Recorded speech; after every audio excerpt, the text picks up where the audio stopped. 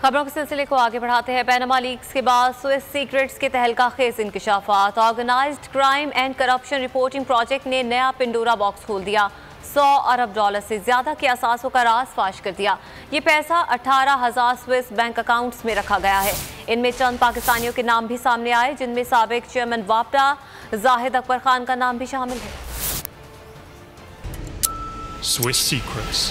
किसने छुपाया कितना धन, स्विस अकाउंट को बनाया किसने माली मस्कन। नया पेंडोरा बॉक्स खुल गया। पनामा पेपर्स के बाद स्विस सीक्रेट्स के तहलका खेज इंकशाफात। Organised crime and corruption reporting project ने $100 अरब से जायद के असासों का राज फाश कर दिया। 18,000 बैंक अकाउंट्स की तफसीलात आ गईं। काजाकिस्तान के सदर के खानदान वालों के स्विस बैंकों में 17 अरब से जायद के असासे हैं।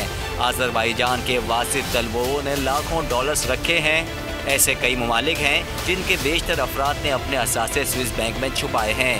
OCCRP ने वाज़ेह किया कि स्विट्जरलैंड के खुफिया अकाउंट्स की ये अब तक की सबसे बड़ी तहकीकात है। सब्सक्राइब करें और बेल दबाएं ताकि कोई खबर रह न जाए।